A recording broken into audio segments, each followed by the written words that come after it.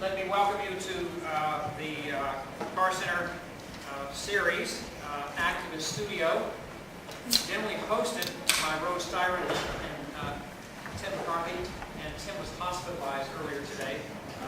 He's okay, but he's not going to be able to be with us tonight as the co-host with Rose. We have a distinguished group of women human rights activists who are joining us tonight, and Rose will be acting as moderator. I'm Charlie Clements. I'm the still fairly new executive director of the Carr Center. So again, welcome this evening. So I will go kind of across the table from your left to your right, and I think about that, beginning with Rose Styron. I think he needs no introduction, but some of you may not know that she's one of the founders of Amnesty International and has been involved with human rights issues in many dimensions for many decades, and was a senior fellow at the Institute of Politics last year. We're very fortunate that she's a fellow of the Carr Center for Human Rights this year, and with Tim has initiated this artist studio series. This is the fourth of those events.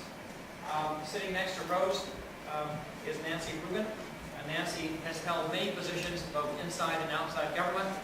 Both has led many NGO coalitions within the United Nations. She led an effort to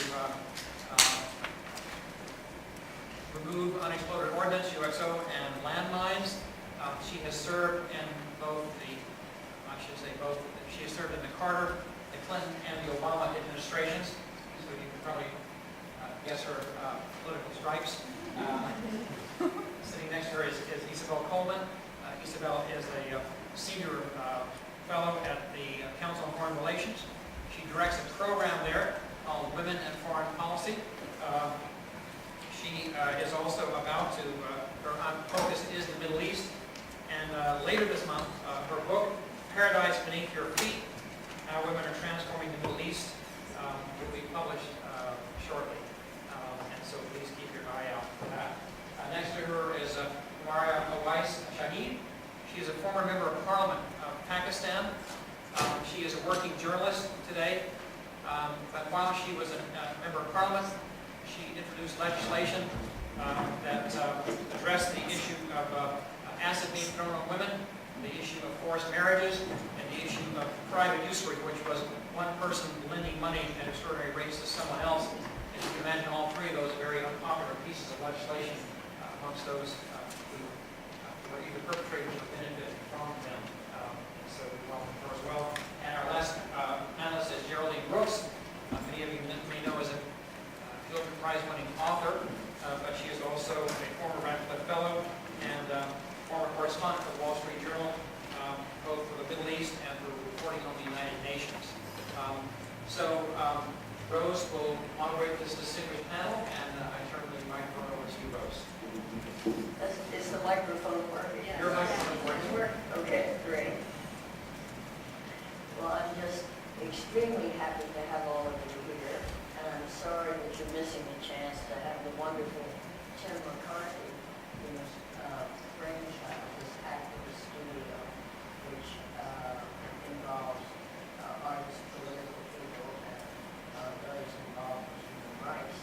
And he had many questions for you all from his own vantage point, since, as you probably know, he is extremely involved with slavery, with racial issues, with specific gay rights, and has just come back from taking 24 of his students to Alabama to rebuild a church that was burned and to learn about Southern racial issues and human rights there. And while he was there, another church was burned. And apparently that's getting to be more and more common. So you'll be denied that, but you will have my wonderful, wonderful old dear friends, Nancy Rubin and Geraldine Brooks, and my new friends, Isobel Coleman and Humaira Shahid. Each has had extraordinary experience in promoting human rights, and tonight, being women, they'll emphasize their observations and actions of the world's women. So I'm wondering if I call on you one at a time, if each of you would give us a little overview of your work and what you're currently seeing in the world of human rights. And then we get more specific questions. So Nancy, Rubin, would you start off? First, I want to start off by thanking Rose. This is a lifetime of work once you get engaged, whether it's on issues close to home or issues as a global citizen. And in particular, I want to thank the men in the audience because this is an issue, though called women and human rights, that really applies to men and families and our future as a team together. Rose says the artist studio. Usually I like music or dance or expression as a part of the human rights story. And I thought, I'll bring along Eve Ensler. So as a citizen of the world and with some of Eve's words, I'm going to weave a bit of information.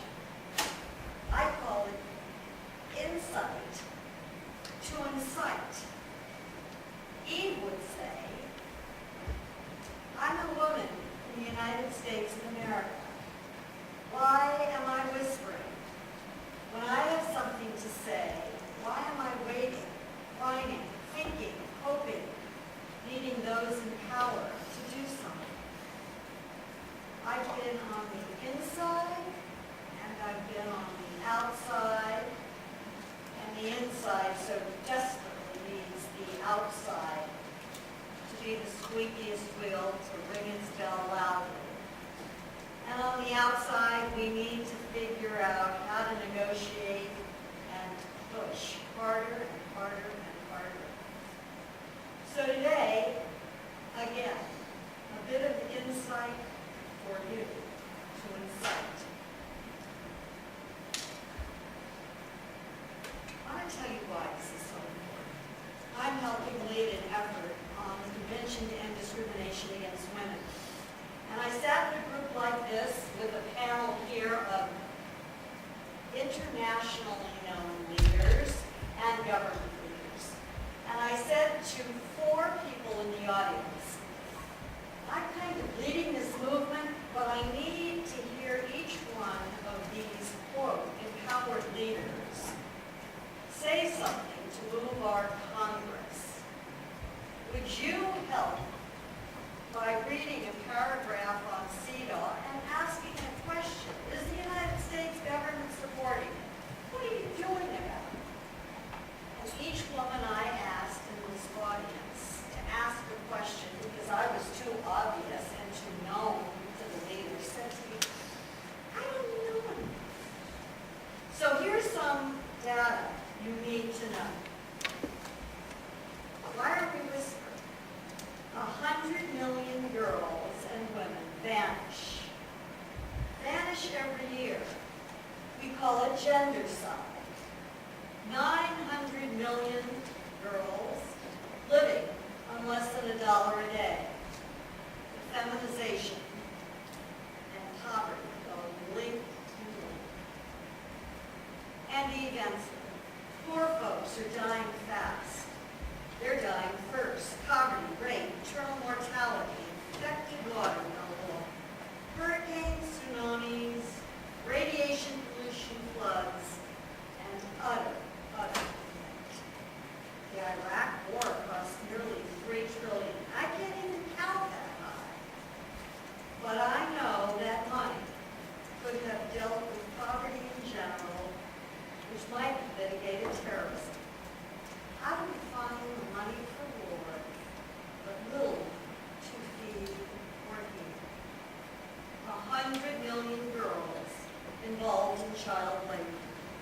1 million girls forced into prostitution each year. I have seen the carpenter trade the house he's building with his doctor for a suit. I have seen the army grab a child from back where the father gives up that child because he thinks he's protecting that child. I've seen the girl given to a brothel for life in the city, or a trafficker that promises education to a daughter. 100 million girls involved in child labor, 1 million girls in prostitution, and I haven't even discussed rape. Of child soldiers, 40% are women. Frontline fighters, porters, cooks, and most are sexually abused. And Eve says, slavery is back, but it never went away. The fundamentalists now have billion-dollar programs for private armies. Billion-dollar programs. The Taliban is back, but never went away. Women are burned, raped, sold, starved, buried alive, and still don't know that they are the majority. 1/3 of women worldwide face beatings in homes. And most around the world are afraid to report it. 30 to 60% of women experience physical or sexual violence by a husband or a boyfriend. And 1 in 3 high school girls have been or will be involved in an abusive relationship. And Eve Ensler reports from the field in the United States, I'm lonely, I am scared.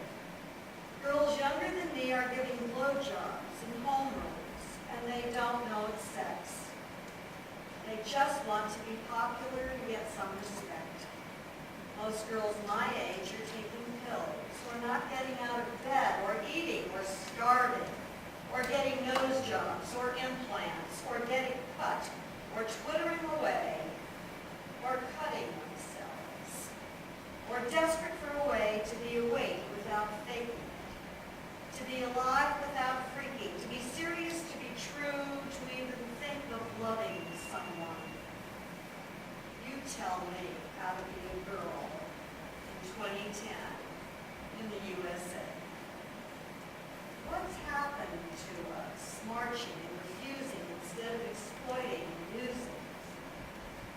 I say, let's go for it. It's all coming down. I say, let's speak it. Let's fight it. Let's write it. There's nothing to hold on to. It's already gone. They left it to us. It sucks, but it's true. It's you and me, baby. And so it's in our hands. Why are we listening? Wow. That's pretty amazing, graphic, and disturbing. Even so that you all may or may not know is a wonderful playwright. She caused a sensation a number of years ago when she did the Vagina Dialogues. Now known every year all over America. I'm glad Nancy brought her quotes along. So now I would like to hear from Isobel. Would you tell us a little bit about what you're most interested in and how you got where you are? Well, to be perfectly honest, I think I'm a little bit of an accidental tourist in this whole field of women and human rights, because I'm really a political scientist, and I work, as I was introduced, as a senior fellow at the Council on Foreign Relations, and I focus on the Middle East. And about 8 years ago, the president of the Council on Foreign Relations at the time, Leslie Geld, came to me and he said, would you start with something about women? And I said, why? Other than being one, why me? I don't know anything about women. And he said, well, maybe that's good, because I said, I haven't taken any gender studies courses, I haven't done anything like that. And he said, well, maybe you'll bring a different perspective or some new insight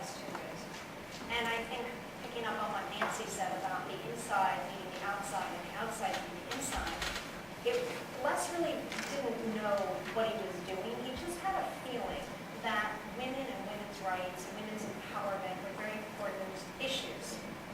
And when I started looking into it, everything, all these statistics that are very dire that Nancy just quoted, of course, are true. But one thing that also becomes apparent is that women are very much part of the solution to so many of the world's problems, particularly, my background is development economics, and when you look at issues affecting global health, affecting global poverty,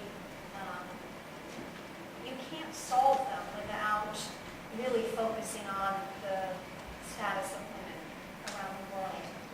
And this is very, very true in particular in 3 parts of the world. I mean, the world has made enormous strides in terms of women and women's status and empowerment over the past 50 years. But there are 3 parts of the world that have lagged enormously, and that's South Asia, Sub-Saharan Africa, and the Middle East.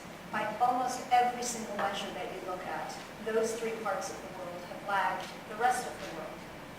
So if you look at South Korea, for example, in 1945, and you look at Pakistan, the statistics on women were not hugely different. In South Korea, women didn't go to school, they were not educated, they had almost no rights. And South Korea, for a whole variety of reasons, changed that. Japan, lots of countries in East Asia did. And today, South Korean women have equal rights legally, attend school at even higher rates than men, have very strong professional opportunities. Whereas in India, Pakistan, Afghanistan, parts of the Middle East, there has been improvement in some ways, but not nearly what you've seen in other parts of the world. And I think it's a cause, in fact, for a lot of the problems that you see today. And so, from my perspective, what I've done at the Council on Foreign Relations is look at some of these issues from that inside. The Council is an inside organization. It's not a women's organization. It's not a human rights organization. So it's not even an amnesty. Amnesty has gone from very outside to more inside. But the Council really is kind of the consummate insider in many ways. And to have these issues about women part of the conversation about poverty alleviation, about the spread of HIV, about terrorism, about constitutional reforms and democratization. I think it's been really, really important, and it's been groundbreaking at the Council. I give Leslie Gale enormous credit for initiating this. Both Rose and Nancy are members of the Council on Foreign Relations. I think you might understand exactly what I'm talking about, but I think it has been tremendously influential to have people in the room hearing these stories and understanding both how dire it is in many respects, but how central women are to change and reform. And so that's really what I have focused on over the past 8 years, is weaving some of these stories, some of these facts into the very mainstream foreign policy conversations that are going on in the Council. And 6 years ago now, almost exactly, I wrote a piece for the journal Foreign Affairs, and it was called The Payoff from Women's Rights. And it was a big piece, very prominent piece in the journal, and there was almost nothing new in that piece, probably for you, Nancy. But for what I did is I took all of the arguments about why women are so central and so important to development, to both economic and political development, and put it in the journal Foreign Affairs, which has a very broad readership around the world. I mean, the feedback I got on that piece from around the world, the head of DFID in England emailing me, oh my gosh, this is incredible. People from the Treasury Department, from the Army, from the NSC, from all over the place saying, wow, we really get this now. And we always sort of thought this was some women's thing. but it's not a women's thing at all. It's a people thing. It's a core economic, core security, core political issue. And to the extent that I've had a tiny role to play in helping people understand that, I'm pleased and happy that the council has been able to integrate these conversations into the mainstream.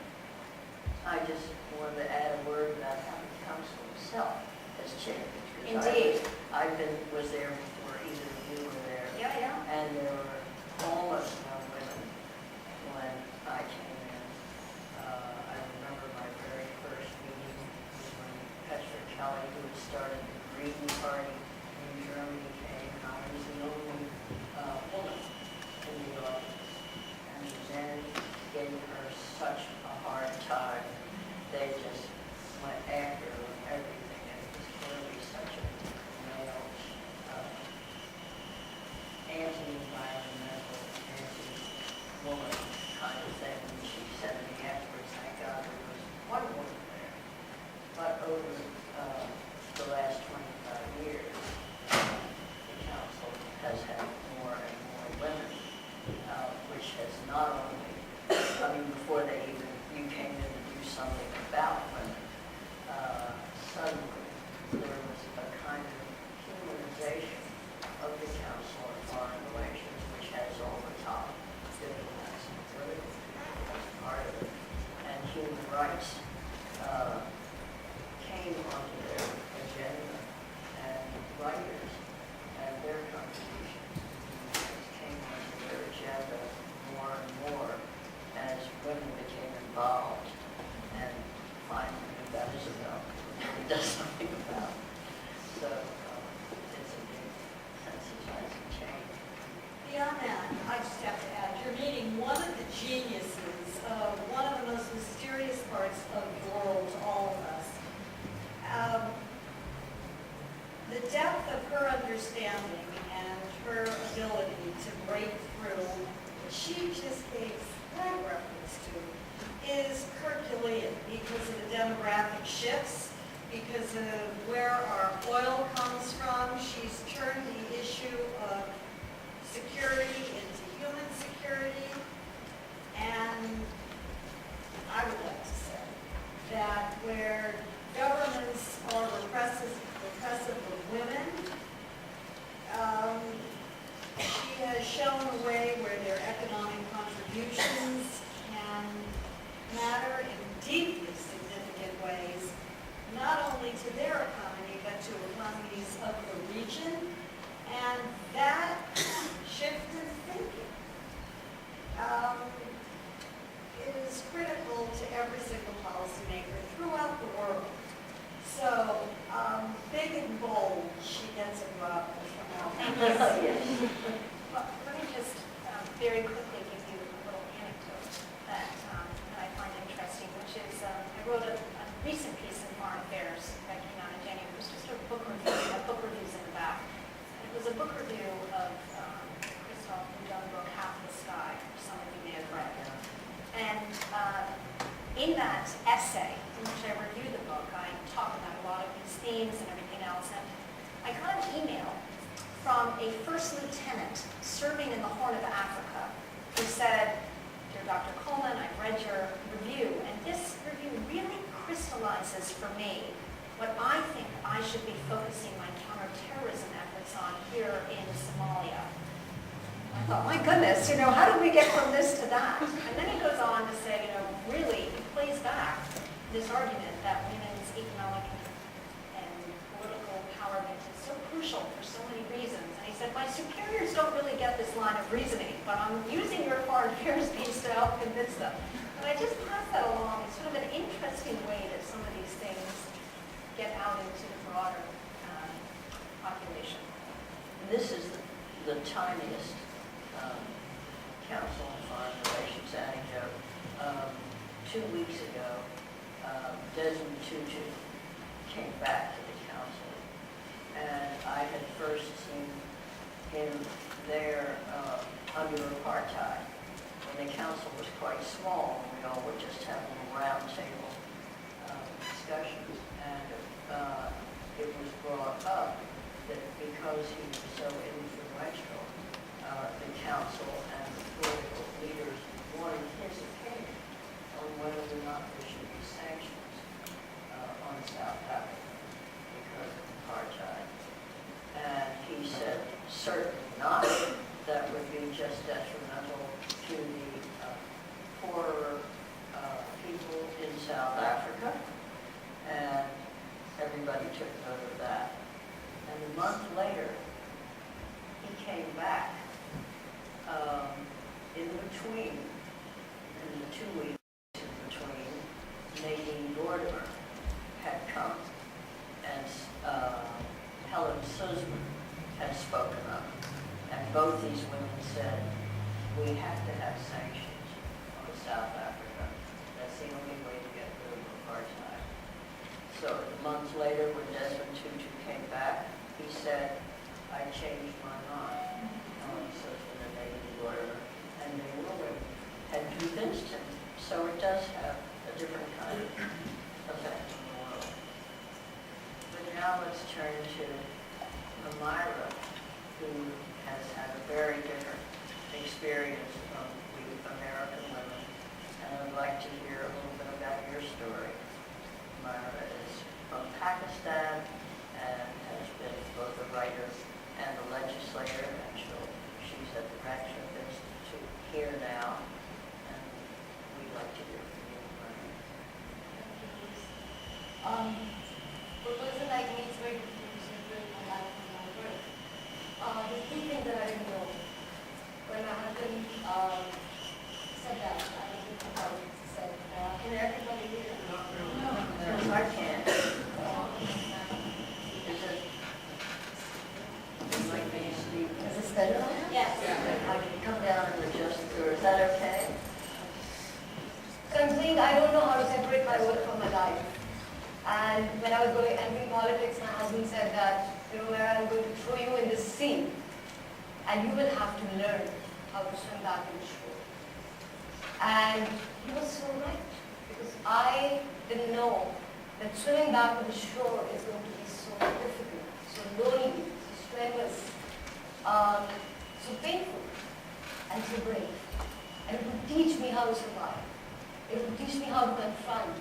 It would teach me how to be resilient. And the other thing I didn't know was that he was not going to be there at the shore waiting for me. Because I lost him 3 years back. So I was a journalist, and I was working in a newspaper, and there was a hotline. The purpose of that hotline was to open doors to people and to open doors to complaints. Victims of rape, victims of forced marriages, victims of land grabbers. So I had a first-hand exposure to all these victims. And I think that shaped me and it made me what I am today. I can't tell you what is the experience of holding the hand of a woman who has 80% burns, and you're the last person holding that hand. And tears running down her cheeks, and the cheek isn't her skin. And I would just whisper into her ear and I would say, tell me, was it your in-laws? Was it a stove burning? Just tell me, was it your husband? And you know what? What she would say was, if I die, would you take care of me too? So I'm talking about these women. I'm talking about a woman who came to me, was raped by 3 men, hired by her own husband, just because she wanted a divorce. I'm talking about women who are sold back to be rapists by their own fathers because they can't bear the stigma of being a father of rape. I'm talking about countless of these victims, minors, being raped by these men, and then those families are intimidated not to go to the police. So, spending time with those victims and highlighting those stories as a journalist, it just transformed me. And finally, when I entered politics, I reached this platform where I think that I owe to these victims.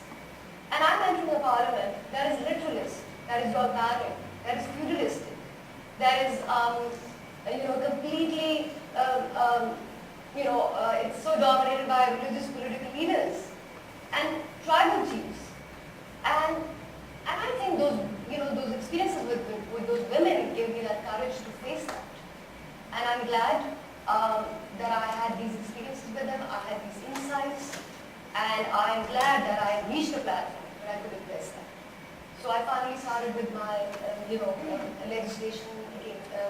I proposed a legislation. I was in the provincial parliament, and I proposed that to the federal parliament, so that an amendment was made in the Pakistan Penal Code, and I wanted the acid crimes to be recognized as a murder victim. And my resolution was passed unanimously by the provincial assembly, was recommended to the federal assembly, and is still sitting on it. My second piece of legislation was against forced marriages, how women are, given in bargain, so that the crimes committed by their family members could remain punished. So those women had the status of slavery. They were like slaves given to the other tribes.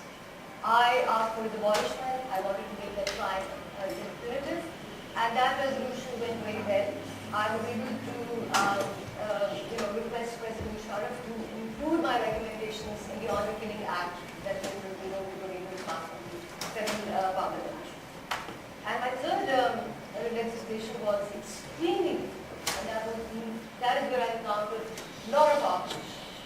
And the opposition was coming from the government, from the cabinet, from the military benches, from feudals, from the leaders, political leaders, and that was against private use. And what was really happening was, one person is giving loan to another person, and usually it is the underprivileged, illiterate people that were taking these loans. And they were charging 140% of interest. And when you are not able to give back the interest, the daughters was thrown into drugs. And they were forced into marriage. It was sold, and you had farmers, they were harvested with the dead. Their sons got murdered. So a lot of criminal activity in Punjab was because of this private business, this huge criminal market. And that's when I realized that now, my first legislation was against a crime, the second was against tradition, but this was against the system. And that is when I realized, what opposition was. And my own colleagues sitting in the parliament, were involved in this business, part of the mafia. And it took me 4 years, and I was done with the committees. And my legislation would be taken back to the House of Voting. But I'm also proud to say, to mobilize the parliament, to make them stand and make them realize what it was. And they voted for it. And that's what I believe, is the value of the political space in that. Well, Geraldine, I know that you were brought up in Australia, and you're now very American, and I know that you were a journalist first in the Middle East, and you met your journalist, also Pulitzer Prize winner, husband through journalism. But I'd like to know right now your own view of what you think, what you'd like to tell us. Well, I'm very humbled to be sitting with real activists. Rose asked me to represent for the art side of the art and human rights.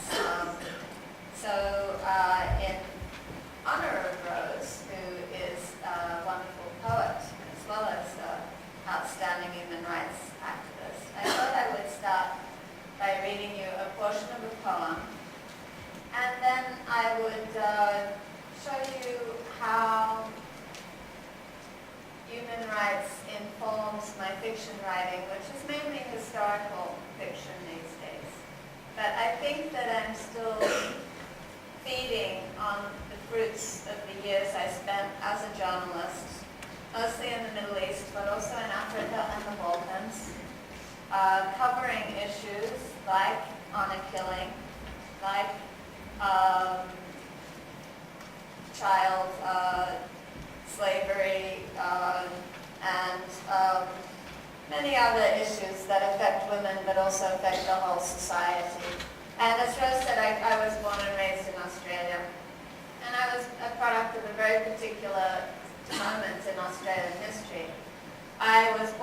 to what would probably have been one of the worst countries in the English-speaking world when it came to women's status. I don't think there was one female representative in any branch of the Australian Parliament. There was a huge disparity in educational opportunity and in pay and working conditions. And all of that changed when I was 18 years old and we elected a progressive government. And it's a marvelous thing as an 18-year-old to realize that the world can change and that it can be changed through the ballot box. And it made me quite an optimist about the prospects for changing the world. It took me quite a long time to come to terms with the fact that it usually doesn't work that way. But anyway, as a result of the progressive legislation that was introduced in this short period of great enlightenment, I was the first person in my family to go to college. Previously, only about 10% of women from my socioeconomic group would have had that opportunity, but suddenly it was open to many more young women to do so. So when I was appointed the lead correspondent for the Wall Street Journal, and I went to live in Cairo, as a journalist, I'd always liked to report from the bottom up rather than the top down. I never thought that there was much value in the head of state interview because the head of state didn't get to be the head of state by telling some foreign journalist anything in the least bit useful or true. But when you arrive in the Middle East, rather unprepared, and try and talk to the man on the street, well, the man on the street doesn't really want to talk to you. He's not used to talking to women outside of his family circle, perhaps in many countries in the Middle East. And so there would be one or two reactions if I walked into a coffee shop in Baghdad and said, "So, what do you think about Saddam?"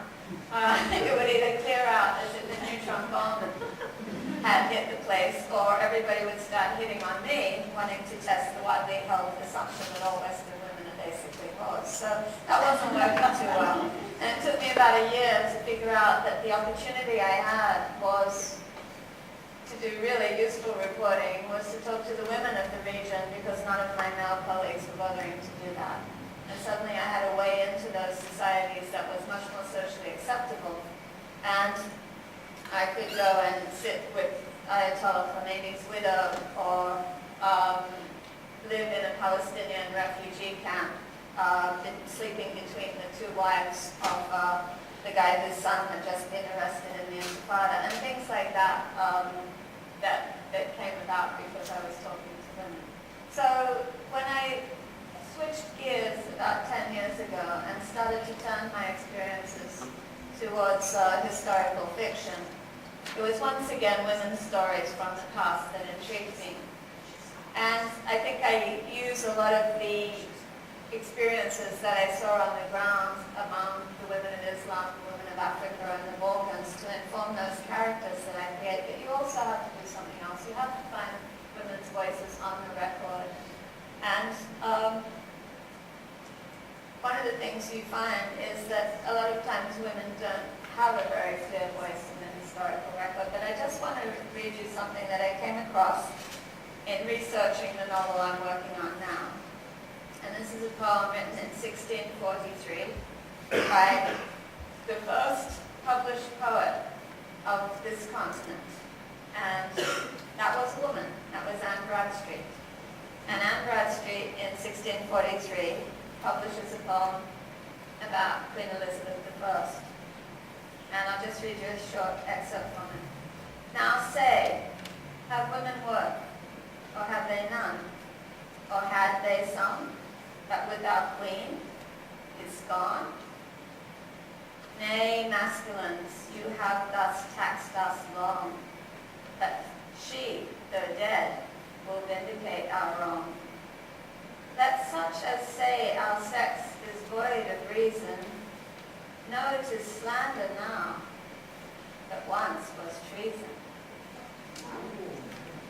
So I found that when I started writing historical fiction that looked at women's quest for more rights in their society, people who read the books didn't want to believe my characters. They said I was imposing a modern feminist perspective on the women of the past. And my answer was, go and read the women of the past, because we are not the first people to rail against our lot. And now I'm working on a book set very close to home right here. It's called Caleb's Crossing. And it's about the first Native American graduate of this great institution. And that was a Wampanoag Indian named Caleb Cheshire. And he grew up on Martha's Vineyard, and he graduated from Harvard in 1665. And so to tell his story, I have a female protagonist who is the daughter of the minister who finds Caleb and identifies his talent, and then seeks to Christianize him and bring him to Harvard to learn to be a minister. And I'm just going to read you a very brief little piece of writing. This is in a draft form, and it will change, I hope, as I go forward. But this is about the daughter of the minister who is observing what her father is doing with this young man. And this is a young woman who wants to learn. In late spring, Father told me that he did not intend to instruct me further, since I already had my catechism by heart. But he could not stop me overhearing his lessons with my brother Makepeace. So I listened and I learned. Over time, while my father thought I was tending the cook fire or working on the loom, I shored up my little foundations of knowledge. Some Latin here, some Hebrew there, some logic and some rhetoric. It was not hard to learn these things, but Makepeace was an indifferent scholar. At 15, he should have been well begun at the college in Cambridge, yet father had determined to hold him back another year, still treading over familiar ground. I worried for my brother. At Harvard, the tutor surely would not be so forbearing as our patient father. But I must own that my envy overleapt my concern most of the time, for I coveted the education Makepeace would have, and felt the misfortune of my gender. So after a time, I began to chime in with any answers that my brother could not give. At first, father was inclined to be amused by this. I was slow to perceive that his pleasure was of a fleeting kind. The reaction one might have if a cat were to walk about upon its hind legs. You smile at the oddity, but find the gait ungainly and not especially attractive. The more I allowed that I had learned what my older brother could not, the more it vexed father. His mild countenance began to draw itself into a frown whenever I interrupted. As the weather warmed, he took to sending me outdoor tasks whenever he intended to instruct Makepeace.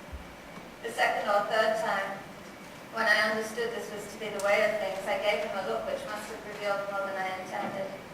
He followed me outside and called me to him. Bethael, why do you strive so hard to quit the place in which God has set you? Your path is not your brother's, it cannot be. Women are not made like men. You risk addling your brain by thinking on matters that need not concern you. I care only for your present health and your future happiness. It is not seemly for a wife to know more than her husband. What? I was so taken aback that I interrupted without meaning to speak.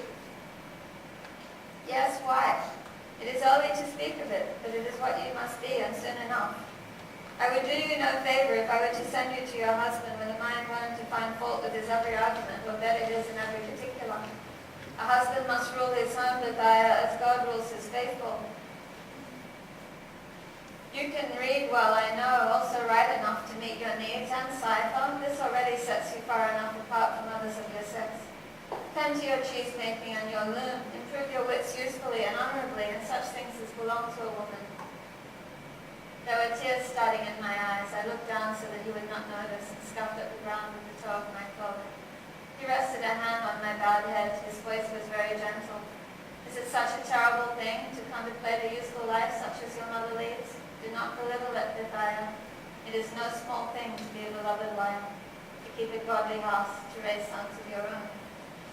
So, all of those things about addling your brain and the catechism and just learning enough writing to get by. Women were not instructed in writing in the mid-17th century, and that's why there's so little of their voice in their own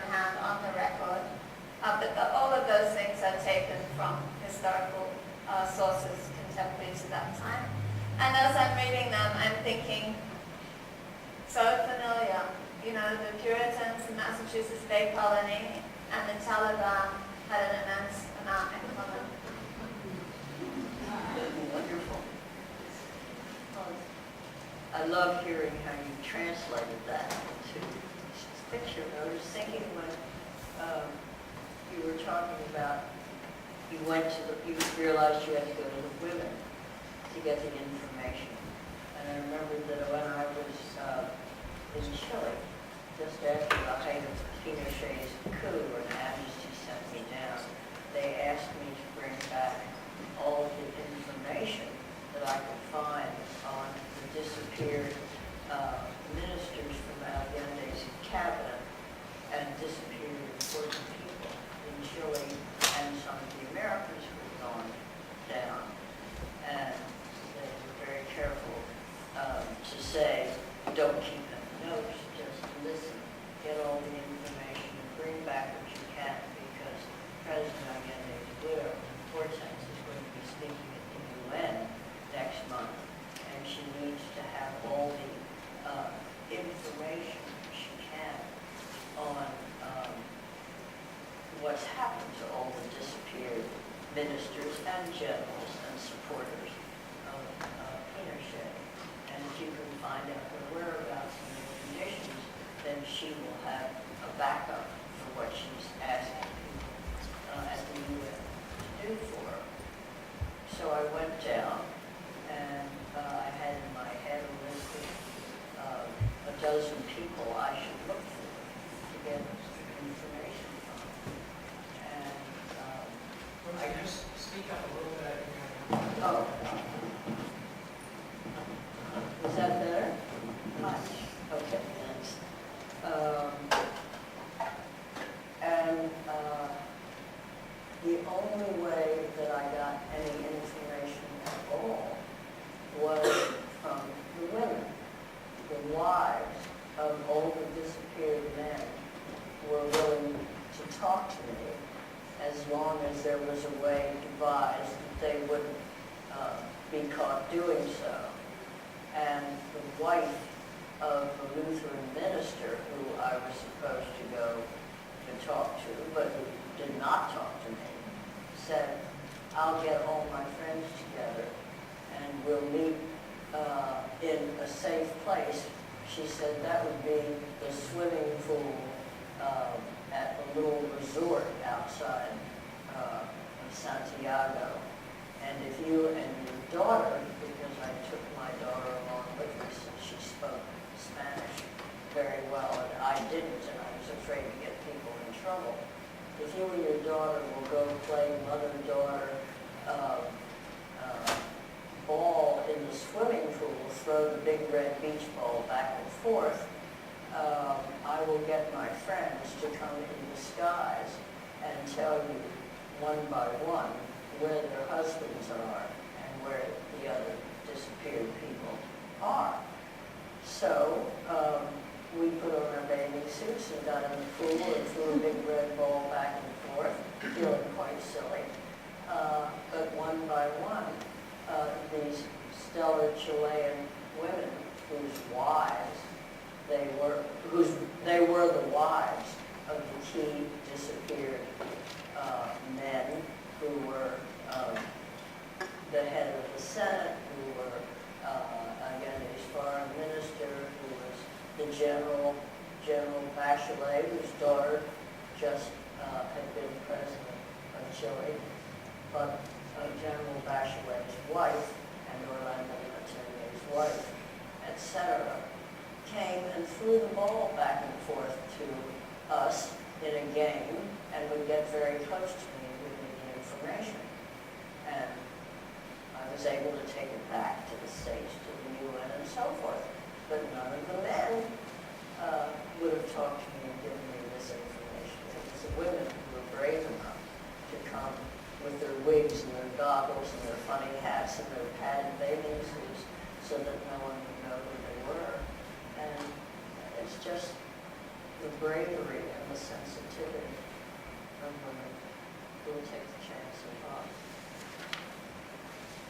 Geraldine, that was wonderful to hear your new work in progress, and it just was very striking to me because one of the women that I write about in the book that I have coming out later this month is an Afghan woman who's a member of parliament who, during her years of growing up, was not allowed to go to school.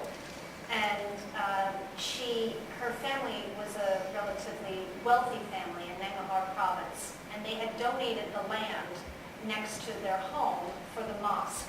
And so it was right next to their house. And she used to sit on the roof and listen to the mullah giving the lessons to the boys and learn that way.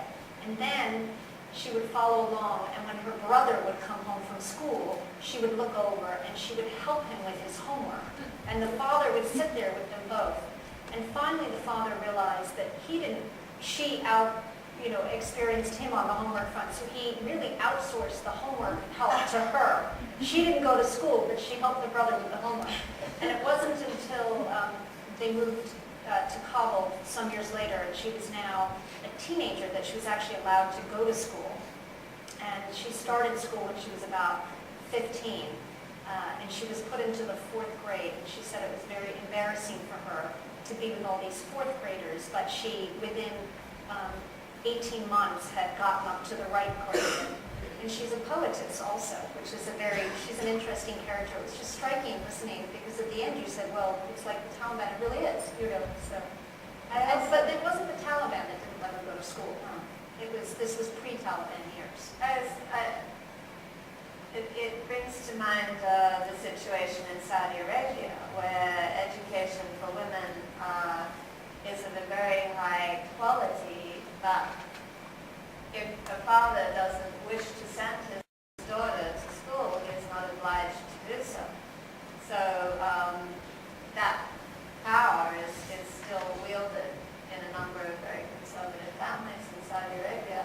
But an interesting phenomenon has developed there, because once there were women's universities, the women grasped the opportunity with 2 hands, and because their other outlets are so limited, whereas the guys can racket around and drive up and down the 6-lane highways in their souped-up SUVs and go to illicit drinking parties and so forth, and the girls are at home, they study like crazy.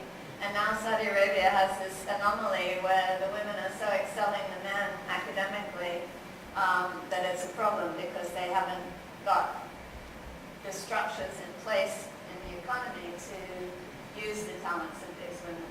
So it's kind of a dead end. I was just in Saudi Arabia in January, and the biggest construction project, and there's a lot of construction going on in that country, but by far the biggest is in Riyadh. As you drive from the airport down into the main downtown, it goes on for mile after mile. There must be 400 or 500 giant cranes building the new Princess Zara University for Women that is going to have something like 50,000 students. And it's got its own monorail system, and it's really quite astounding. And you may have read in the paper that the Saudis opened a university, King Abdullah University for Science and Technology, and it's the first time that they've allowed men and women to actually study in the same university together. Very, very controversial. There have been numerous fatwas by clerics denouncing this, but the king is stuck by it, and it goes forward.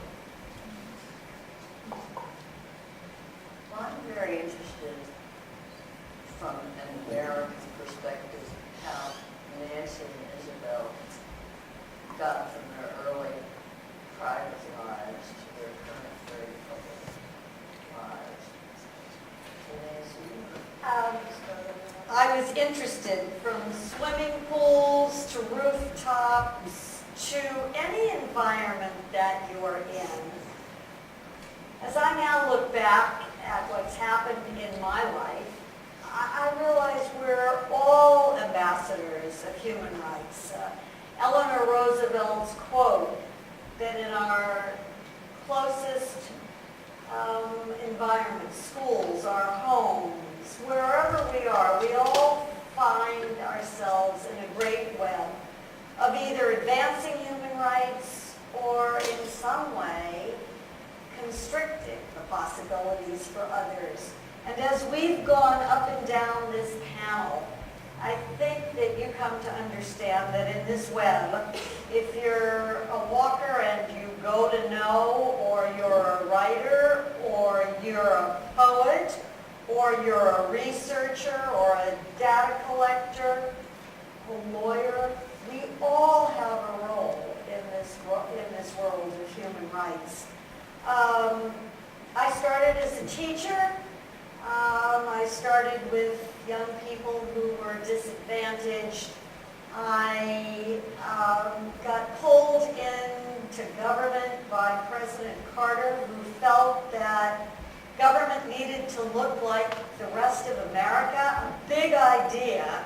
And the Department of Agriculture had never had a real representation of women. So, a girl from California ended up, by accident, because I had a public visibility in the school systems in California as a result of forced busing, I ended up at the Department of Agriculture. And Andy Young, who was an ambassador at the United Nations, said to me, "You fix this problem. 3/4 of the world's farmers are women, and the U.S. government is taking our balance of trade payments, and I'm not sure we're leaving much behind. See if you can't fix it." "Right," said I. And we had land-grant colleges that were giving technical assistance and training to companies like Libby and Dole that knew that this was an untapped resource. Anyhow, I got involved with women farming around the world, and they had access to nothing. And so I began on a course with women of the world in economic development and human rights activity. And the farmers of America, who were very prominent in the 70s because of the dairy lobby, marched on Washington for a discussion that was going to be held on subsidies. They came to the Department of Agriculture, and suddenly everybody was given a badge. And I went, "Ooh, this is the Farmers Department." And Secretary of Bergland did an amazing intake of what they had to say, but I was one of the voices that encouraged the department to intake everything they had to say as a part of the Farm Bill. And I found a moment to find an opportunity to speak out. So it's that "why are we whispering" piece that has led me to find opportunities to speak out, and each time I do, one thing leads to another. There's a great saying out there. I'm going to go global for a moment. And forgive me for the quick and dirty box. What men want out there, and I'm now talking about the work that has to be done, is vaginas and the vote. And what women want is to serve their families. Families in the small context, but in the larger context of communities and nations. And of course men want that too. But viscerally, passionately, that one encapsulated thinking was, "Ooh, so I'm going to work on rape issues around the world. Ooh, I'm going to work on issues pertaining to family survival, and I can best do that with women." And so I served in government, I served in NGOs, came back to government, and now I'm on think tanks. I'm at the United Nations for the Global View. I'm working on the Convention to End Discrimination Against Women. I hope you will all join in. It's long overdue, and our Senate needs to ratify it. And I see myself as a partner of women throughout the world. I know that you also helped start AmeriCorps and been very involved in education. But I'm curious because I remember you're telling me about starting with agriculture. And I heard you say something about coming back full circle. And that doesn't mean because you were at the UN working to remove landmines, I presume, or is that part of it? So, here's the fun. We are all a product of our experience. I started in agriculture because I am a woman of a certain age in 1977. It's now 2010. In between, I did a lot of the things I just discussed with you. I am now working on food security issues because it's a basic human right, access to food. I am doing large-scale agriculture programs with women, 3,000 women in Rwanda who are not only through this program feeding their families and sending their daughters to school and dealing with food security in the country, but I'm also working with the government to understand how important it is to facilitate women for their own economies. And the initial experience in '77 led me back to the importance of building capacity in countries. So not only are we training women in agriculture, we're giving the country the added resource of rural agricultural extension workers through the technical assistance and training.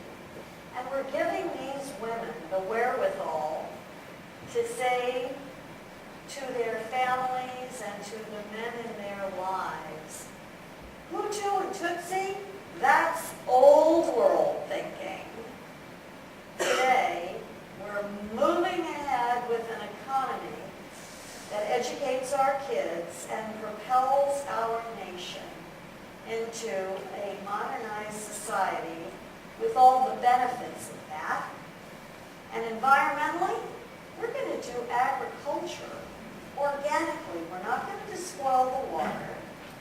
We're not going to use fertilizers unless it's part of the circle of methane from the cows, etc. Anyhow, one thing leads to another. Use every single experience you all have in your lives in one way or another to advance the opportunities for one person or three or who knows.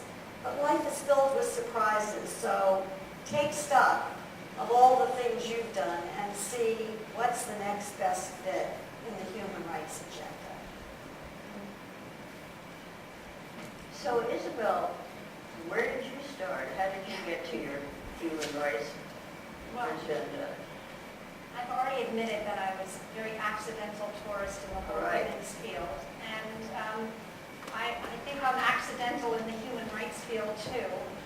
I really see them as opposite sides or same sides of a coin, basically. And I really never thought of myself as an activist. So I'm slightly humbled sitting here with activists because I really don't think of myself as one. I think of myself more as a policy wonk type person who writes about some of these issues. But we are all products of our background and experiences. And after I finished my PhD in international relations, I actually left the field for 10 years and went to work in the very mundane business world. I was a partner with McKinsey in New York, and I worked with financial institutions. And I have a business background.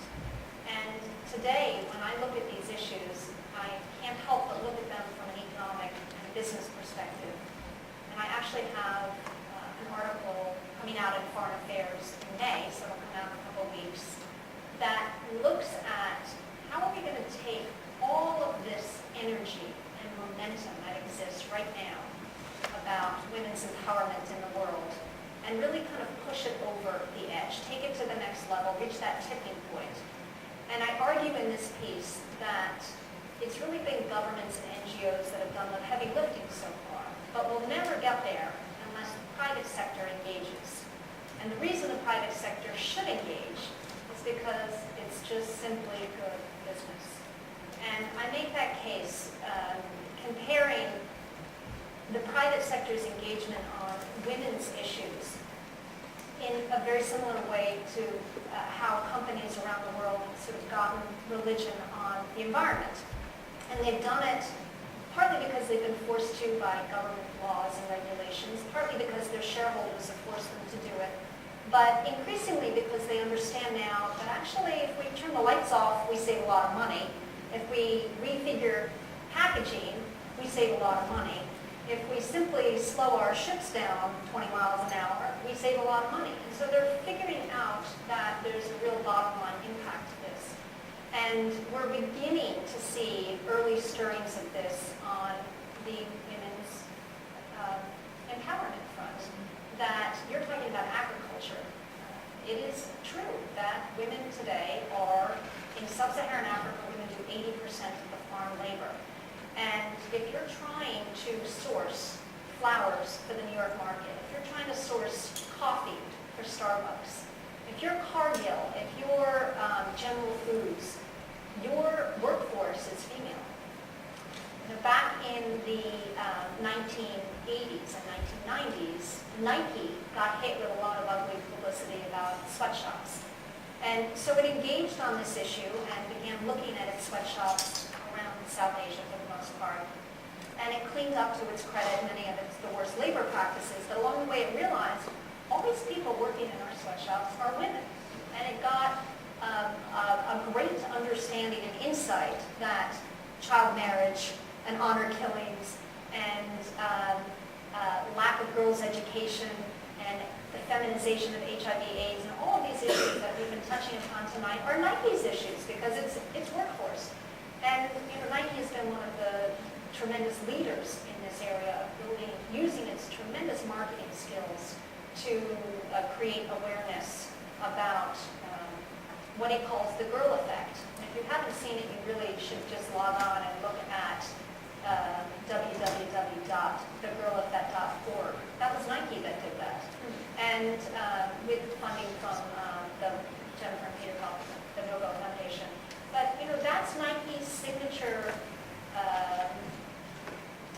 corporate social responsibility, engagement in the world. But you're seeing it now from other companies.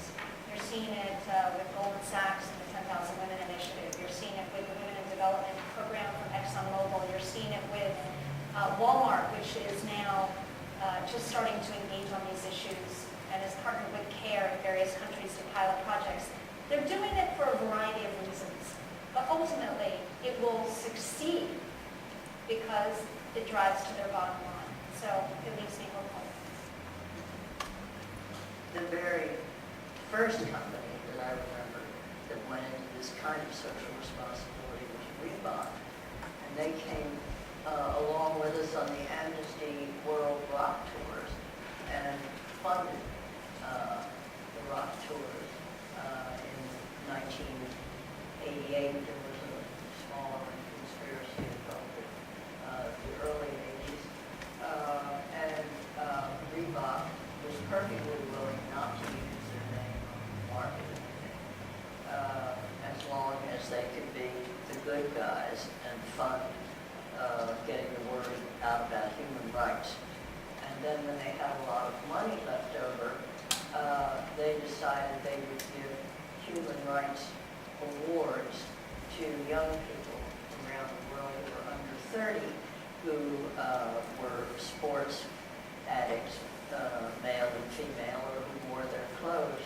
And they were the very first ones, and they pushed, of course it no longer exists really, because although there's a Reebok logo, they've been bought by Adidas, but setting an example for good marketing and good human rights treatment of all their employees around the world really pushed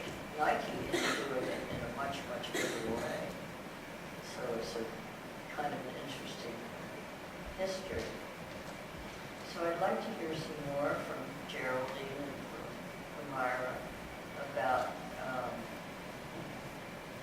the moment of their inspiration, the moment on the road to Damascus when they realized that they were going to be serious writers and activists, serious political persons and activists from their start as investigative journalists.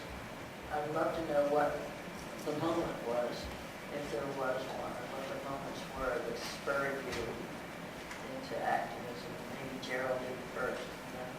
I went into journalism because I thought that that was the way that you could most effectively change the world. So I went in there red hot, motivated, and of course I got hired by my hometown newspaper, the Sydney Morning Herald, and they sent me straight to the sports department. So that didn't work very well, but I finally clawed my way out of that and became, I wrote mostly about environmental issues in Australia, but also about immigration issues, and then I got a scholarship to Columbia Journalism School to do my master's program, and from there I was hired by the Wall Street Journal. And you would think this feminist tree-hugging pinko would be an odd choice for that good conservative publication, but they, in those days, they were a wonderfully diverse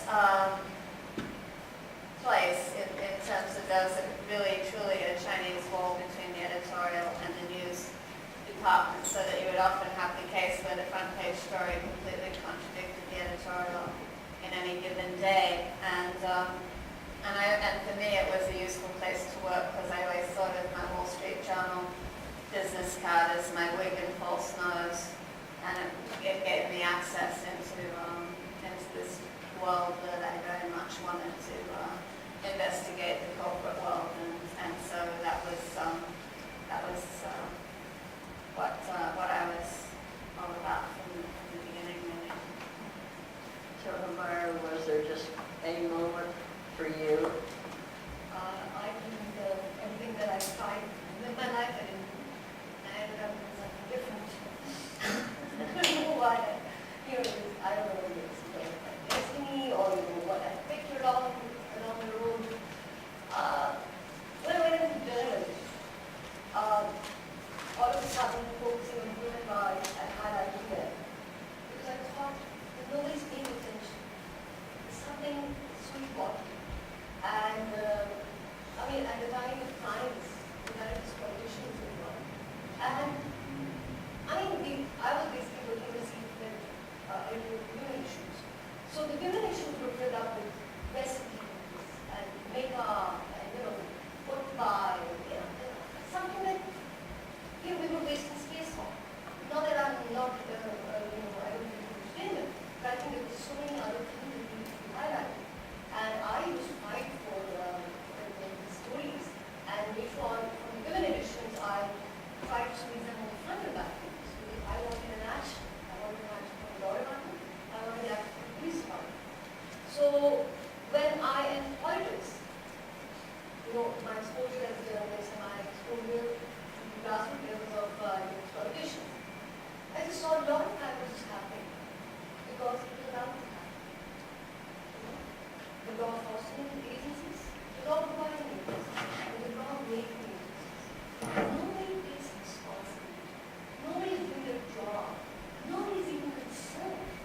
So, I never thought that I would, be able to go on social places stations. When I picked them up, I realized that they were all pieces in my hands. And especially, my music legislation. The moment I would pick the paper, I see the bureaucracy going into things.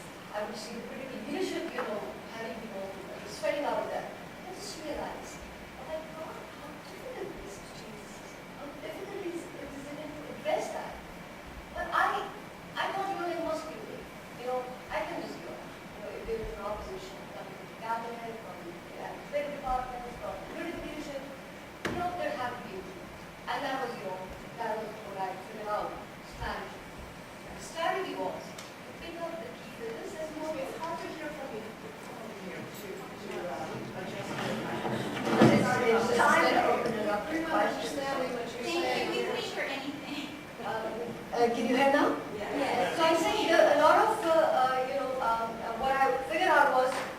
find a strategy to mobilize these people for changing the system, for changing the tradition. And what I did was, I picked up the key figures in the parliament. I went to them, I picked the legislators. I used to have debates with Sharia with them. I would pick up the army chiefs, lead them, convince them, try to make them understand the political violence of these things. I had to work on the social, political, and the religious thing. And finally, I thought maybe, I thought I was alone. But in the end, when the voting turned up, and I was in no state because I just lost my husband and I went back to the parliament after my voting period. Honestly, I lost track. And I was summoned by the office. He said that, we're losing you. You're not going to take it. So when I stand up in front of the parliament and people who get up and start supporting me, I realize people are ready to vote in nonsense. That's true. Well, I think it's time to open up to questions from the audience.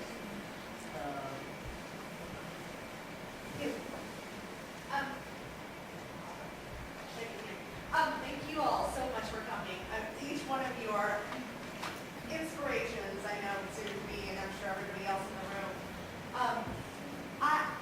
For the last 5 years, I've done work with women in Turkey and then in Qatar, which is not exactly Saudi Arabia, but I was working in the women's education system, where women in Qatar now are 80%. And one of the things that I noticed was that it wasn't the men that were really holding down a lot of my students, particularly in Qatar. It was the women. So whenever my students would, a woman would want to speak out in public or to talk about whether or not they were allowed to go to graduate school or travel by themselves or have the ability to marry whomever they wanted, it was women who were the first ones to criticize. And so my question to all of you is, what advice do you have for all of us, and in general, on how to engage women to help other women? Because, it's hard enough when you're a woman trying to convince men, but if you don't have support of other women, it just makes your job so much more difficult. Who would like to? I think there's two facets. I think from a Middle East perspective, because that's sort of where you were, Isobel, and then I'll take a little piece of it too. I don't know that it's actually specific to the Middle East. No, but she was saying it. Yeah, no, but I mean, if you look through history, it's, if you look through history, Phyllis Schlafly led the movement to veto the ERA in this country, and women were very much behind, clearly women helped drive the whole suffrage movement, but women were also against the suffrage movement in this country. And it really, I think the bottom line is that society, whether it was suffrage in America or whether it's what you're talking about in Qatar today, that society creates these norms that if you are going against the norm, you're against things that your family members hold dear. So if you look back to the suffrage movement in America, it was described as being anti-Christian. And when you put it in those terms, women didn't want to be anti-Christian. Now, over the century of the suffrage movement, that eventually changed. So that giving women the right to vote was no longer seen as a movement of the Antichrist, as it was pitched in the beginning very heatedly. It was termed anti-Christian and communist. And those were things that were bad and people didn't want. In Qatar today, it's true all over the Middle East, that when women are breaking with tradition, it's seen as bad in a lot of ways. And so they're very reluctant to do that. And it's only when women and men come out and say, going to graduate school is not going to destroy your family, or it's not going to undermine family values or Islam or whatever it may be, that those cultural norms begin to change. But you're absolutely right. Women are as much traditionalists as men. I think one thing that we can do on an individual level practically is to support American Muslim women. Because one of the things that was encouraging to me coming to live here after having been working in the Middle East for a number of years was to go to my local mosque and see how activist the American Muslim women in that local mosque just in the Virginia suburbs were. And it was a very diverse place. People had come from all over the Islamic world and settled down in Leesburg, Virginia, God help them, you know. And so when you went there, you found that they had to come together on the basics of Islam, not so much what the cultural overlay of any one particular place. And these women would then go off to Islamic women's conferences in Turkey or in Kuwait. And they would speak up because this is the first really opportunity for Islam to thrive in a noisy participatory democracy.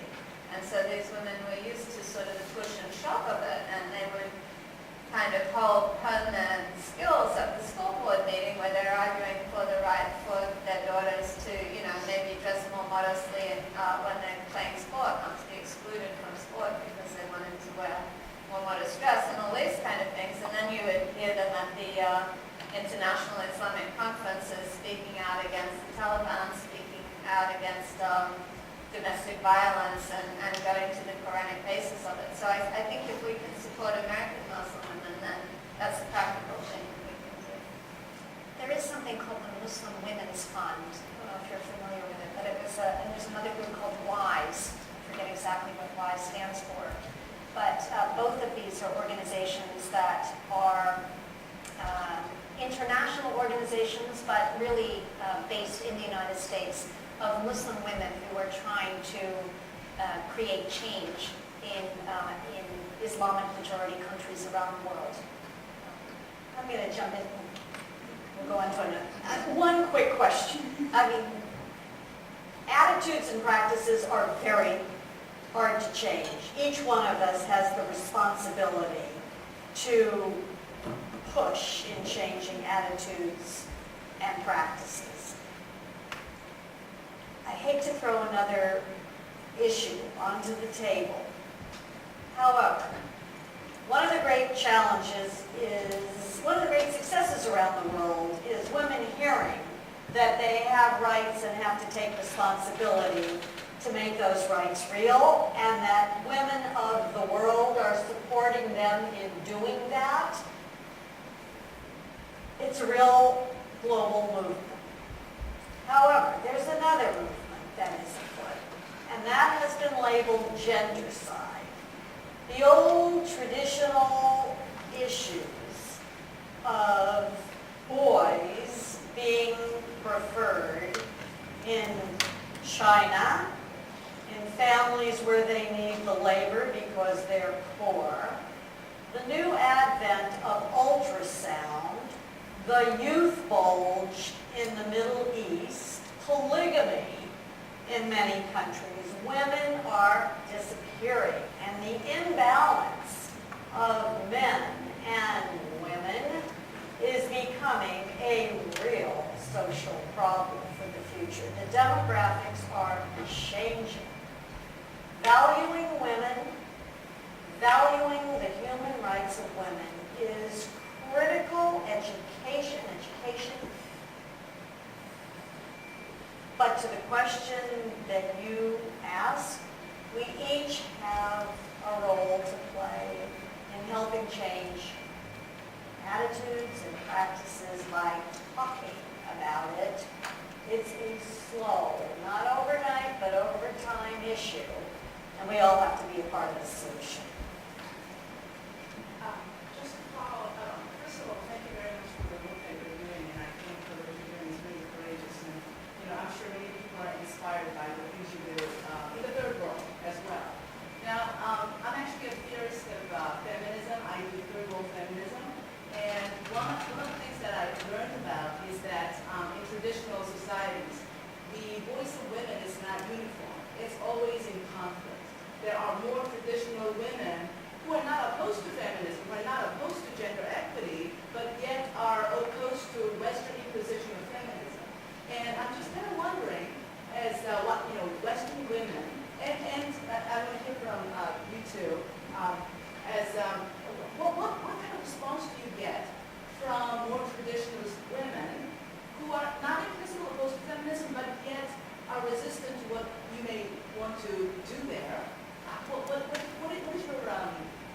What's your experience with respect to that? My experience within government and governmental programs is, and at the UN also, is if they perceive that you have a solution for their problems, they go, you don't get it. And the truth is, we can't have solutions because we don't walk the walk. I think that we have no right answers even in our own country for ourselves. It's a process. And the partnership, sharing of information, if it's asked for, reflection of the entire range of ideas, which is how we live our lives. There's no homogeneous idea in the West, actually. I think they begin to see that we are walking the walk with them rather than talking the talk to them. I think that there's a greater understanding that we're all in this together and there is no right answer. Process. I would like to add to this. It's, I figured out that in the parliament, that a lot of women there, as members of parliament, with extensions of the males that they were using. Could you again talk into your microphone? When you're talking, capture the words. Is this better now? So I'm saying a lot of the members of parliament, the women, were extensions of the male systems, or were extensions of the female systems. And there were two levels. On political level, they were not able to support me, or they were reluctantly supporting me. But on a personal level, I knew that they were supporting me. So in my 5 years of experience in parliament, I realized that the only thing that I needed to do was give them courage. They knew what I was saying was right. They saw what was happening to me in the parliament, the kind of opposition I had to go, the way I was targeted, and that was intimidating the other way. It was not a message for me, it was for everybody. But then they did support me, they voted for me, because they knew what I was saying, they had experienced that. So I think we all grow into that, we all mature into that, we all understand that. I think in your case, it makes perfect sense because you know what they're experiencing. You're kind of, giving a different view that they might identify with, but have not been able to do so for whatever reason.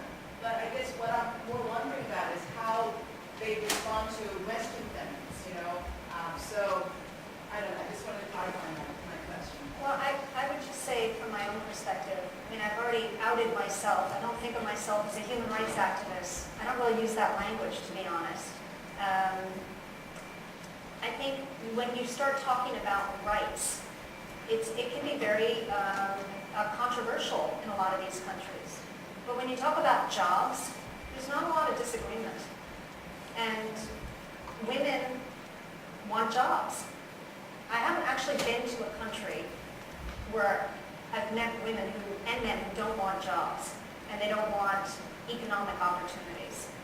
And there's a real synthesis when you start just talking about jobs.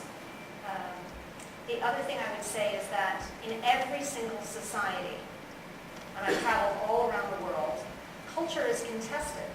So there are traditional women and there are more progressive women. There are traditional men and more progressive men. So it's not this whole idea of imposing ourselves, our views. Those voices exist within Pakistan, within Afghanistan, within Rwanda. They exist. It's just a question of who's got a louder voice. I don't even think it's a louder voice. I think that the variance of voices is critically important.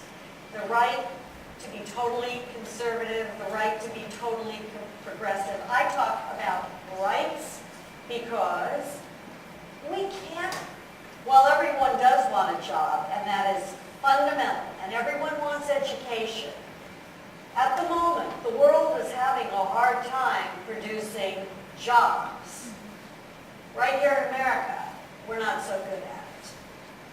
And in the interim, until they have jobs, until governments and economies can provide jobs, I think we have to empower people to understand to some degree, they know it already.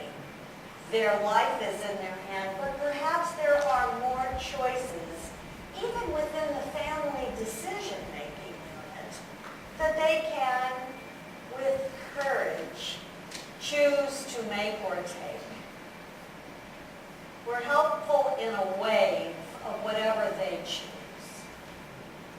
I experienced a great aversion and reluctance to being told what to do by Western feminists, being told what the right way to do things was. And an example where this was very profound was with female genital mutilation.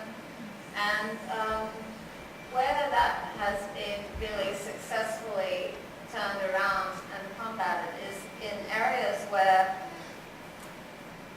Muslim women themselves, through increasing literacy, are able to read the Quran for themselves and to read the Hadith of Muhammad and to be able to make a case that this is contrary, in fact, to the Prophet's teachings. There's nothing about it in the Quran.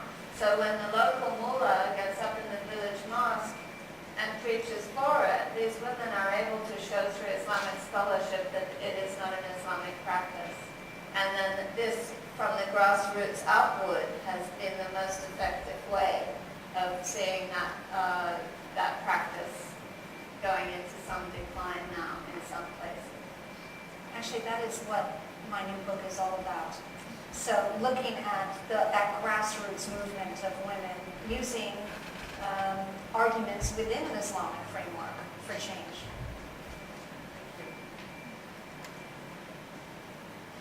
Regarding genocide and massively large-scale Can you speak up? Yes. Regarding genocide and violence against women on massive genocide and large scales, has there been policy developed to address the epidemiology of traumatic stress among women in these regions, especially, for example, the DRC, Congo East? Could you repeat? Has there been a policy developed to address the epidemiology of traumatic stress among women in these regions where violence is on such shockingly large scales?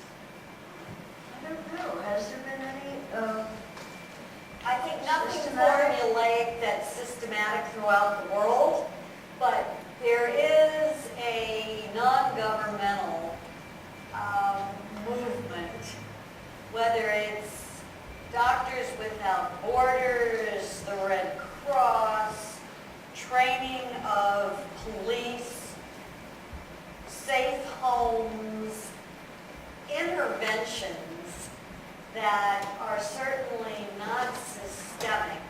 The UN has taken on training of females for the police systems around the world. Traumatic stress, oh my gosh. In the United States, where we have education, we don't have half enough service providers for the veterans coming home from war, where the family is totally broken for a multitude of reasons. It's a field where we need a much greater investment of skilled folks from country to country, and then money to provide those services to people in need. Just right here at Harvard, there was a conference on gender and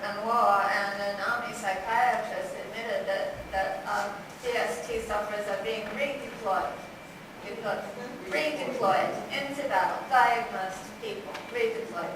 And when it comes to the developing world and the Congo, I mean, they haven't even got around to sewing up the fistulas of the women who've been gang raped yet. I don't think they are even at the start of looking at the psychiatric issues that, so massively epidemic. No, I think that's a long way away. So one or two more questions, we have about 5 minutes. I'd like to ask Humaira, can you say more about the acid attacks on women?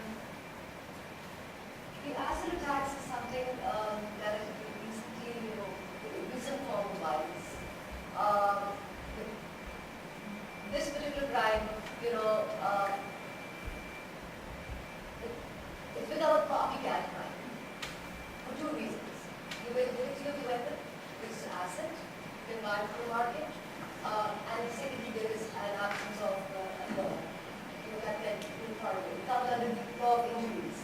So that was one of the reasons that I wanted, the 2 things that I proposed in my legislation was that there should be, acid should be sold under license, and its transportation and its purchase and sale should be, it should be monitored. And number 2, it should be regarded as a murder event. And if you remove the weapon from the market, you're committing the crime already, and this could also be done on making rules and regulations by the government departments. It didn't even need legislation. But somehow this is a recent thing, and there's a fungus, an increase in this crime, and there's no way to fix it. What kind of acid are they using? Sulfuric acid. And it takes 2 to 3 weeks for that victim to die. Because it's a very slow painful thing. And sometimes you don't die, but you are completely disfigured. Unfortunately, it's a copycat crime across the Islamic world today. And in India as well, where mothers-in-laws or husbands or fathers wanted another dowry, and so the first wife could be disposed of and an opportunity for a second one. And in fact, I've also seen recently elderly people as victims of acid crimes, men, children. So it's turning into a crime, against everyone. Thanks, folks. The title of this panel leads me to pose a question that might be appropriate at the end. Women and human rights suggest an issue that was provisionally settled 15 years ago at the Fourth World Conference on Women, and I know that Rose and Nancy contributed to that and what you think about it. The issue that resurfaces, I think, and some of the panelists' presentations suggested it's not definitively settled, is whether the concerns of women are adequately addressed. Now we're referring to the activist framework that some of you adhere to and others of you take a distance from, or do not consider yourselves as fully engaged as activists. As an activist strategy, does the human rights framework provide adequate conceptual and tactical means and methods for achieving the results for women that are desired? Or does a separate and parallel track of the type that you were talking about, dealing preferably with concerns of job and education, separately and independently of a human rights framework? In other words, is Charlotte Bunch's argument that led essentially to the position that Mrs. Clinton raised in her speech in Beijing, women's rights are human rights, an adequate answer to the question of how to advance the status of women? Through the human rights framework or through parallel and separate, sometimes intersecting but not always intersecting strategies? It's a great question. So, theoretically,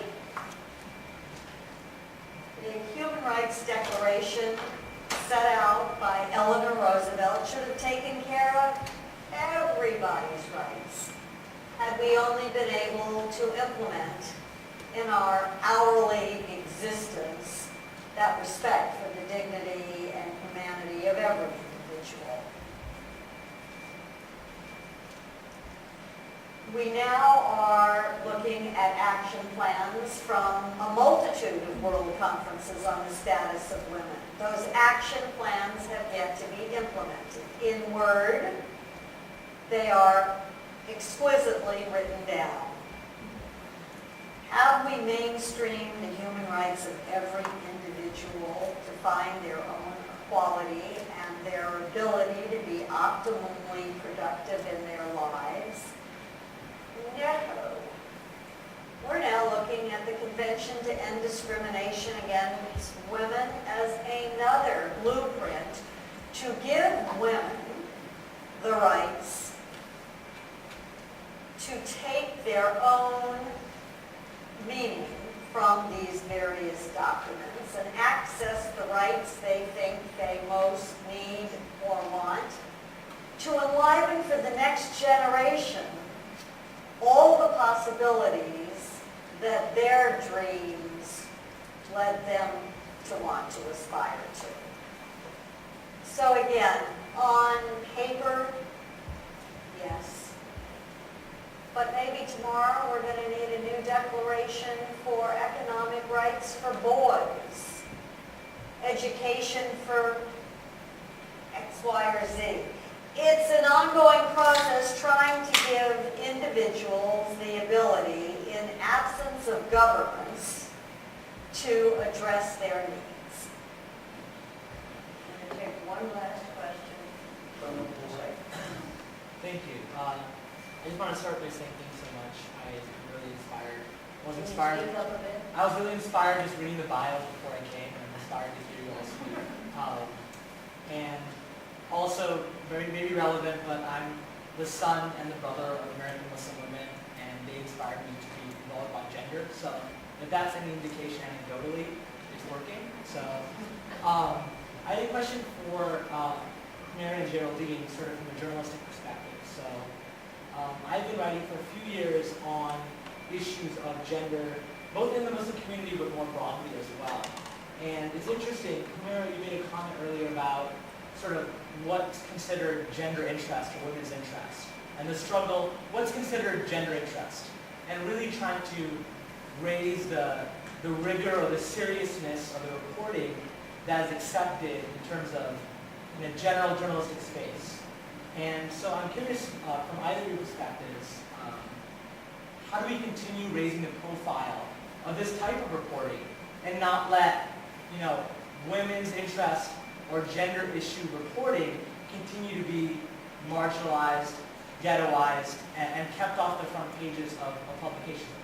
All due respect, obviously Nick Kristof and Cheryl Rubin have done an amazing job, but they're really sort of lights in darkness, in my opinion. Let me just give you an example of how it works in ways. I had this father who brought a story, 15-year-old woman, and he said her own brother-in-law had kidnapped her and raped her for 3 weeks. Although,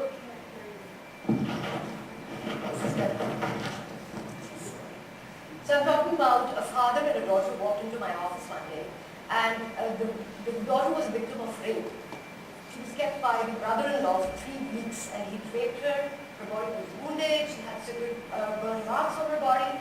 And I, tried to not just highlight it in my own, as my job as an editor. I tried to share the story with the other newspapers, and tried to, and this was Mashara's first 3 years. That was the time we tried to involve the law department, the police department. 5 days. The story made a high profile in India. And the daughter and father vanished. And all of a sudden, I'm trying to look for them.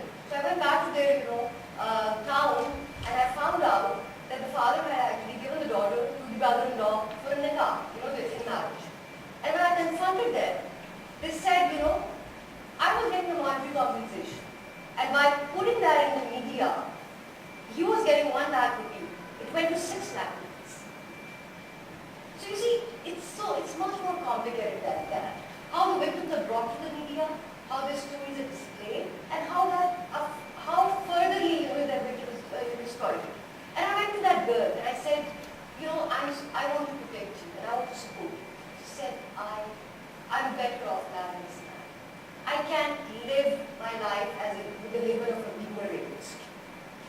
it's, you're talking about a crime, you're talking about a culture, you're talking about a society, who's not willing to protect. You're talking about your own kin and blood using you, exploiting you. So it's much more inclusive. And I think, coming back to what we've been discussing, it is women to women, helping each other, protecting each other, and how women can come forward, make alliances, protect each other, address these issues. Because Pakistan made a lot of legislation in the last few years, but that did not change the mindset of Pakistani society towards violence, towards exploitation. Now, how do you change the mindset? You change the mindset when you raise a son who's sensitive. So, right now, what I'm doing for my country is I'm trying to protect people, provide them with the basic skills. And then when that woman is protected, then she can be empowered, then she can be educated, then she can raise children. So it's a long process. So Geraldine, do you want to have the last word? I hope that you will pursue a career in journalism and bring some more depth to this kind of coverage, because, we should be reading in the New York Times about the fact that there are women activists in the Parliament of Pakistan who are pressing for these legislations. The mechanisms of change that are underway, not just the problems, but the mechanisms of reform and how it's working here, how it's not working there, and greater depth. And I think I think that we're seeing more Muslim voices in the mainstream media in the U.S. now, and that is going to help, I think, with the depth of the coverage and greater understanding.